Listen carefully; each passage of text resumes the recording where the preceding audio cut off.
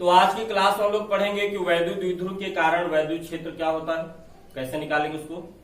तो इसमें दो स्थितियां हैं, वैसे तो तीन स्थितियां हैं, एक अक्षीय स्थिति, एक निरक्षीय और एक व्यापक स्थिति। हम इसमें दो ही पढ़ेंगे, वही दो बोर्ड में आपसे पूछे जाते हैं। तो वैद्युत द्विध्रुव के कारण अक्षीय स्थिति में और निरक्षीय स्थिति में वैद्युत क्षेत्र का मान क्या होता है, ये हम लोग यहाँ पे पढ़ेंगे। तो आपकी नेक्स्ट हेडिंग है वैद्युत द्विध्रुव के कारण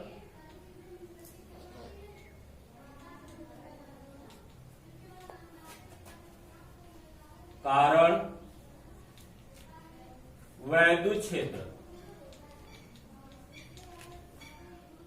हम इसमें दो स्थितियों पर विचार करेंगे।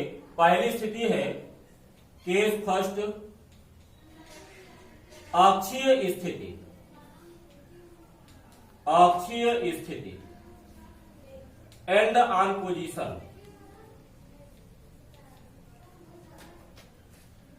And on position.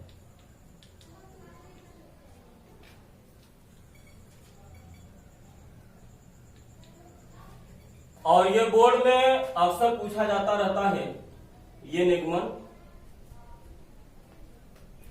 अब देखिए अक्षीय स्थिति क्या होता है, अक्षीय स्थिति यानी अक्ष पर। तो मान लिया आपके पास ये कोई वैद्युत द्विध्रुव है,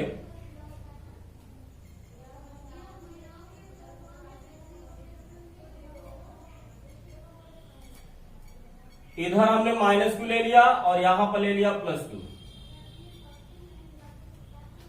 ये माइनस क्यू और ये प्लस क्यू है और ये दोनों का मिडिल पॉइंट है, ये माइनस क्यू और ये प्लस क्यू। दोनों के बीच की अल्प दूरी, अगर हम इस पॉइंट को क्या बोले, ओ बोले, इस पॉइंट को हम ओ नाम दे, तो दोनों के बीच की दूरी कितना है, 2l है। तो बताइए आधी दूरी कितनी हो जाएगी अब, और ये भी आधी दूरी कितनी हो जाएगी। तो दोनों आवेशों के बीच की दूरी अगर 2l है, ये दूरी आपको l हो जाएगी और ये भी दूरी आपको l हो जाएगी। आपको वैद्युत क्षेत्र कहां निकालना है, किसी पॉइंट P पर निकालना है। तो मान लिया आपको इस आवेश को, इस पॉइंट का नाम हमने A दे दिया, इस पॉइंट का नाम हमने B दे दिया और मध्य बिंदु का नाम हमने क्या दे दिया, O दे दिया। अब देखिए आपको वैद्युत क्षेत्र, अभी पीछे आपने क्या पढ़ा था, किसी बिंदु आवेश के कारण r दूरी पर अगर आपको वैद्युत क्षेत्र का मान निकालना है, ये वैद्युत क्षेत्र का मान कितना होता है, E बराबर 1/4 pi epsilon naught q by r square. दिशा अगर ये धन आवेश है तो आवेश दूर की तरफ, और ये ऋण आवेश है तो आवेश की तरफ। तो चूंकि ये दोनों बिंदु आवेश हैं, अब इसके अक्ष पर, अक्ष कैसे निकालेंगे, दोनों आवेशों को मिलाने वाली ये रेखा खींच दिया तो ये अक्ष हो गया। तो आपको इधर भी है, इधर भी है, ये पूरी आपको रेखा क्या है, ये अक्ष है। आप इधर भी ले सकते हैं, इधर भी ले सकते हैं।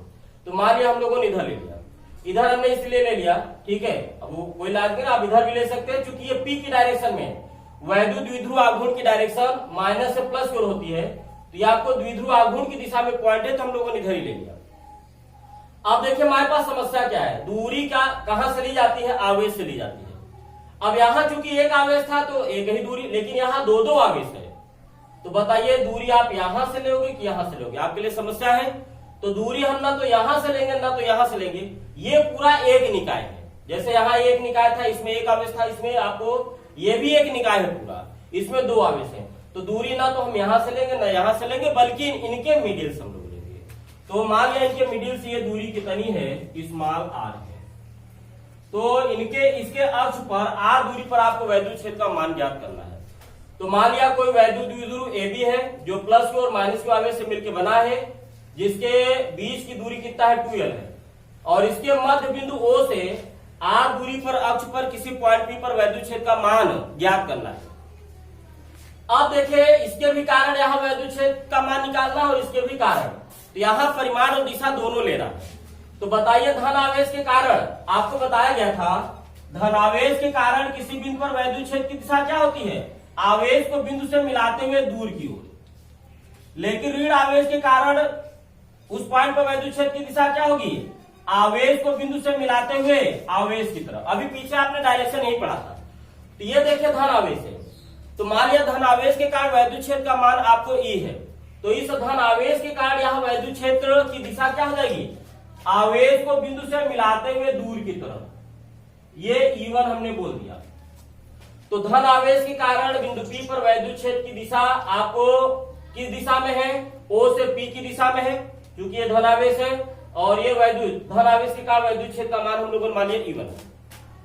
इसी तरीके से माइनस Q के कारण यहां पर वैद्युत क्षेत्र की दिशा क्या हो जाएगी, आवेश को बिंदु से मिलाते हुए आवेश की तरफ, यह आवेश की तरफ हमने इसको बोल दिया E2। देखिए हमने इस E1 की लाइन को बड़ी दिखाया, E2 की लाइन को छोटी। अभी हम आगे दिखाएंगे E1 का मान E2 से ज्यादा होता है, इसलिए हमने इसको बड़ी लाइन, इसको छोटी लाइन से दिखाया।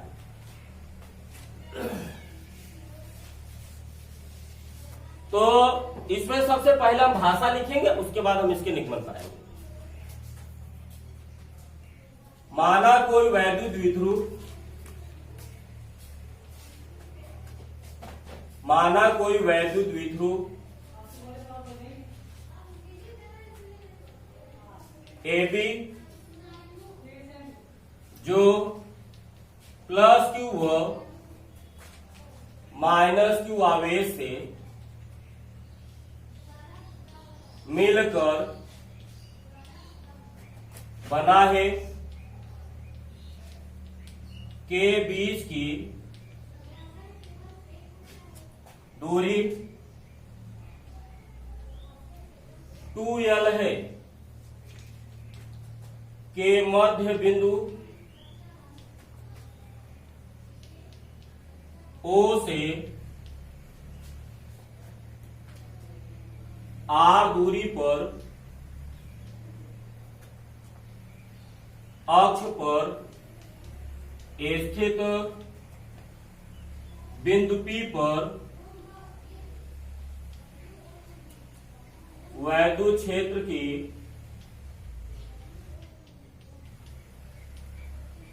तीव्रता ज्ञात करनी है।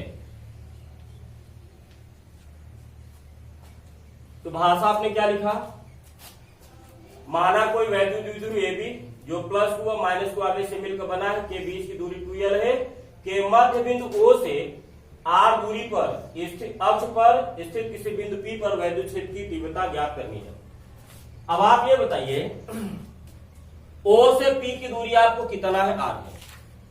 हमको वैद्युत क्षेत्र इस आवेश के कारण निकालना और इस आवेश के कारण, तो जिस आवेश के कारण निकालना दूरी वहीं से लेना है, क्योंकि आपने पीछे आपने Q आवेश के कारण R दूरी पर वैद्युत क्षेत्र जब आपने दिखाया था, जैसे आप आवेश ये Q है, यहां पर वैद्युत क्षेत्र का मान ज्ञात करना है, तो ई बराबर आपने क्या पढ़ा था, 1/4πε0 Q/r²।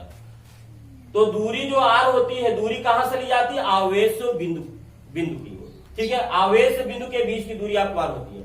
तो ये आवेश है, इसके कारण जब यहां वैद्युत क्षेत्र E1 निकालेंगे तो दूरी यहां से यहां लेंगे, जब इसके कारण यहां वैद्युत क्षेत्र निकालेंगे तो दूरी यहां से यहां लेंगे। तो एक दूरी आपको क्या हो जाएगी, A से P के बीच की दूरी, और एक दूरी क्या हो जाएगी, B से P की दूरी, यानी आपको AP दूरी और BP दूरी निकालना है। तो आप बताइए AP दूरी क्या होगी, AP और BP क्या होगी। देखिए यहां से यहां तक की दूरी क्या है, R है, और यहां से यहां तक की दूरी L है। तो बताइए इस दूरी में से इस दूरी को घटाएगी तो ये दूरी मिलेगी कि नहीं। तो आपको ये दूरी R है, और R में से L को घटाओगे, ये दूरी आपको देखिए आपको L है, तो R दूरी में से L दूरी को घटाओगे तो आपको ये दूरी मिलेगी। ये दूरी बताइए कितना हो जाएगी, R माइनस L हो जाएगी। ये AP दूरी हो गई R माइनस L।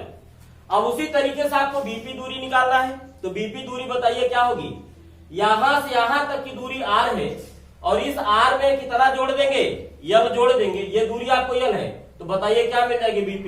तो बताइए BP दूरी क्या हो जाएगी, यहां से यहां तक की दूरी यानी R प्लस यहां से यहां तक की दूरी यानी L, ये दूरी कितनी हो जाएगी, R प्लस L। अब देखिए हम इस द्विध्रुव के कारण P पर वैद्युत क्षेत्र का मान निकालेंगे, एक बार प्लस Q के कारण और एक बार माइनस Q के कारण। तो प्लस Q आवेश के कारण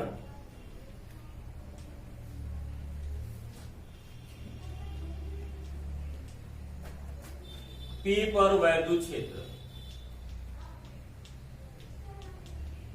E1, देखिए ये मान होगा कितना, आपको बता दें, Q आवेश के कारण R दूरी पर वैद्युत क्षेत्र का फार्मूला आपने क्या पढ़ा था, E बराबर 1/4πε0 Q/r²।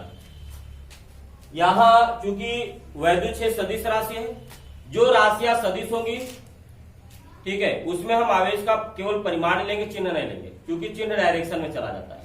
और जो राशि आपको अदिश होगी उसका जो, चूंकि उसमें अदिश राशि में आपको डायरेक्शन होगी नहीं, तो उसका चिन्ह डायरेक्शन नहीं जाएगा, तो उसमें चिन्ह सहित लेंगे। तो सदिश राशि में आवेश का मान चिन्ह सहित लेंगे, बिना चिन्ह के लेंगे, और अदिश राशि में आवेश का मान चिन्ह सहित लेंगे। तो चूंकि आपको ये वैद्युत क्षेत्र सदिश राशि है, तो आवेश का केवल परिमाण लेंगे, प्लस माइनस नहीं लेंगे। तो चले क्यू आवेश के कारण R दूरी पर वैद्युत क्षेत्र का फार्मूला ये होता है। अब हमको किसके कारण निकालना, प्लस क्यू के कारण। ये देखिए आपको आवेश प्लस क्यू है, प्लस क्यू के कारण कहां पर वैद्युत क्षेत्र का मान निकालना है, P पर। तो देखिए दूरी कहां से लेते हैं, आवेश से बिंदु की दूरी। तो ये आवेश आपको, इसका परिमाण आपको क्या है, Q। अब आप बताइए, ये पॉइंट A है और ये पॉइंट क्या है, P। तो इसमें बताइए R, AP दूरी आपने पीछे कितना निकाला था, R माइनस L। तो इसमें Q के जगह Q लेंगे और R के जगह पर क्या लेंगे, R माइनस L। तो बताइए यहां फार्मूला आपको क्या हो जाएगा, E, और प्लस क्यू के कारण वैद्युत क्षेत्र को आपने किससे डिनोट किया है, E1 से। तो E के जगह आपको E1 हो जाएगा, ये हो जाएगा 1/4πε0। और Q क्या है, आवेश का परिमाण। तो यहाँ आवेश का परिमाण, परिमाण का मतलब चिन्ह नहीं लेना है, तो आवेश का परिमाण कितना है, Q अपान आवेश से बिंदु की दूरी, और आवेश से बिंदु की दूरी है कितनी, R माइनस L। यहां पर R माइनस L का होल स्क्वायर। तो वही चीज यहां लिखना है, E1 क्या हो जाएगा, 1/4πε0 Q अपान R माइनस L का होल स्क्वायर। और इसकी दिशा बताइए किधर की ओर होगी, E1 की दिशा किधर से किधर की ओर है, O से P की दिशा में। तो आप यहां पर लिखेंगे OP दिशा में, OP दिशा में। तो प्लस क्यू के कारण आपको बिंदु P पर वैद्युत क्षेत्र का मान हो गया E1 बराबर 1/4πε0 Q अपान R माइनस L का होल स्क्वायर। अब इसी तरीके से माइनस क्यू के कारण निकालेंगे। तो माइनस क्यू आवेश के कारण P पर वैद्युत क्षेत्र, और माइनस क्यू आवेश के कारण P पर वैद्युत क्षेत्र को आपने किससे डिनोट किया है, E2 से। E2 बराबर कितना होगा, चले आपको किसके कारण आवेश निकालना है, वैद्युत क्षेत्र निकालना है, माइनस क्यू के कारण। और ये माइनस क्यू किस पॉइंट पर है, B पर। कहां पर वैद्युत क्षेत्र का मान निकालना है, P पर। तो आवेश से बिंदु की दूरी बताइए क्या होगी, BP, और BP का मान पीछे कितना दिखाया, R प्लस L। अब बताइए इसके कारण यहां वैद्युत क्षेत्र का मान आपने E2 दिखाया है, तो E के जगह पर क्या लिखोगे, E2, और यहां Q के जगह पर क्या लोगे, Q क्या है, आवेश का परिमाण। यहां आवेश का चिन्ह हटा दिया, आवेश का परिमाण कितना है, Q। तो E2 बराबर हो जाएगी 1/4πε0। तो ये वाला मान वही रहेगा, और आवेश का परिमाण कितना, Q अपान R स्क्वायर क्या है, आवेश से बिंदु की दूरी का स्क्वायर, और आवेश से बिंदु की दूरी कितनी, R प्लस L, इसका होल स्क्वायर। तो E2 बराबर कितना हो जाएगा, 1/4πε0 Q अपान R प्लस L का होल स्क्वायर। और ये E2 दिशा किधर से, ये इस दिशा में है, और ये दिशा किधर से किधर को है, P से O की दिशा में। तो हम यहां पे लिख दिए PO दिशा में, PO दिशा में। अब आप बताइए पॉइंट P पर दो वैद्युत क्षेत्र काम कर E1 और E2, क्योंकि दोनों अपोजिट डायरेक्शन में है, तो इनका परिणामी क्या हो जाएगा, अगर हम इधर की दिशा को प्लस बोले तो इधर की दिशा माइनस, तो यानी E1 ये परिमाण हो गया, ये दिशा, ये E2 क्या हो गया, परिमाण, और ये क्या हो गया, दिशा। तो इधर की दिशा को प्लस बोले तो इधर की दिशा क्या होगी, माइनस, और यही क्या हो गया, P पर परिणामी वैद्युत क्षेत्र। तो P पर परिणामी वैद्युत क्षेत्र क्या हो जाएगा, E1 माइनस E2। दिशा हमेशा किधर की ओर होती है, जिसका परिमाण ज्यादा होगा। इन दोनों में किसका परिमाण ज्यादा, आप देखें 1/4πε0 ये कॉमन है, Q भी कॉमन है, नीचे R माइनस L, और यहाँ पर नीचे R प्लस L का होल स्क्वायर है। आप जानते हैं अगर नीचे की क्वांटिटी कम है तो वैल्यू ज्यादा होगी, नीचे की क्वांटिटी ज्यादा है तो वैल्यू कम होगी, तो यानी E1 का मान E2 से क्या है, ज्यादा है। तो हम इसके नीचे लिखेंगे चूंकि E1 ग्रेटर देन E2, अतः P पर परिणामी वैद्युत क्षेत्र, P पर परिणामी वैद्युत क्षेत्र E बराबर होगा E1 माइनस E2। इसमें बताइए मान कौन ज्यादा है, E1 E2 से, तो E की दिशा में मिलेगी E1 की दिशा, और E1 की दिशा में OP दिशा में, ये हो गया OP दिशा। और OP दिशा किस दिशा में है, ये OP दिशा जो है वो माइनस Q से प्लस Q की ओर है, यानी वैद्युत द्विध्रुव की दिशा में आपको ये होगी। तो E बराबर E1 माइनस E2। अब E1 के जगह पर कितना था, 1/4 पाई एप्सिलॉन नॉट Q अपान R माइनस L का होल स्क्वायर, माइनस E2 के जगह पर आपने मान क्या लिखा था, 1/4 पाई एप्सिलॉन नॉट Q अपान R प्लस L का होल स्क्वायर। आप यहां पे चाहे तो बगल में जो PO दिशा उसको लिखते चल सकते हैं। दोनों में कॉमन बताइए क्या है, Q भी है 1/4 पाई एप्सिलॉन नॉट, Q का 1 में मल्टीप्लाई करोगे तो ये Q हो जाएगा, और नीचे 4 पाई एप्सिलॉन नॉट।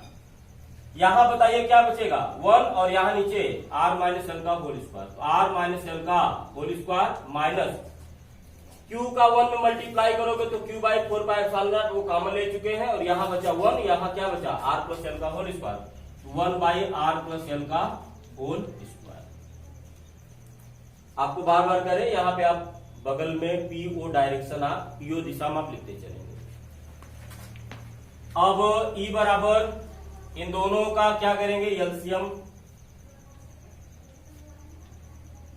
तो दोनों का गुणनफल हम लोगों ने ले लिया एलसीएम।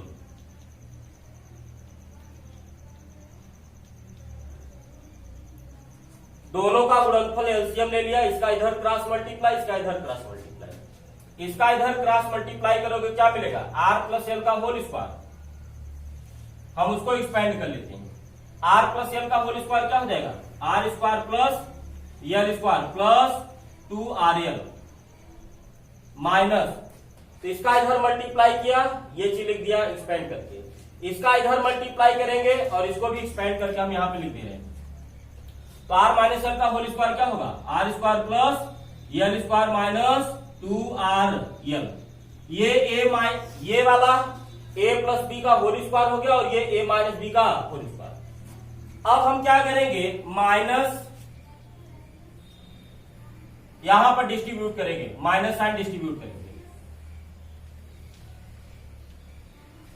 देखिए ये माइनस R स्क्वायर होगा, ये माइनस का गुणा करने के मतलब चिन्ह बदल जाएगा, ये माइनस R स्क्वायर होगा तो R स्क्वायर से R स्क्वायर कैंसिल हो जाएगा, ये माइनस L स्क्वायर होगा तो L स्क्वायर से L स्क्वायर कैंसिल हो जाएगा, ये माइनस माइनस प्लस 2, तो यहां प्लस होगा, तो ये प्लस 2RL और ये प्लस 2RL कितना हो जाएगा, 4RL। यहां क्या बचेगा, 4RL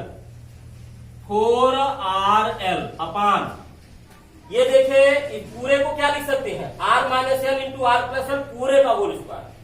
तो A minus B, A plus B क्या होगा, A square minus B square, A minus B, A plus B, A square minus B square, यानी R square minus L square, R square minus L square, और ये whole square पहले से है तो whole square आपने लगा दिया।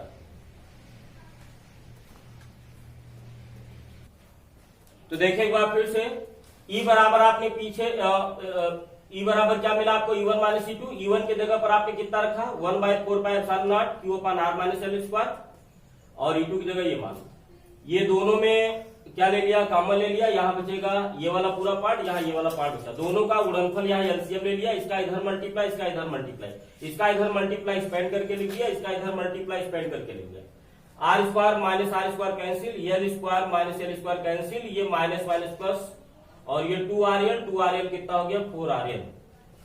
अब इसके बाद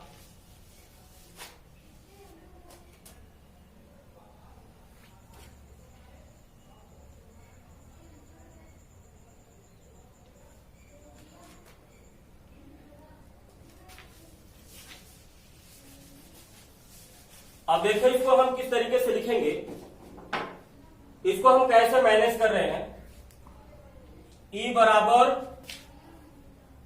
क्या हम इसको ऐसे लिख सकते हैं 1/4πε0 Q into 2L into R अपान R square minus L square का होल स्क्वायर।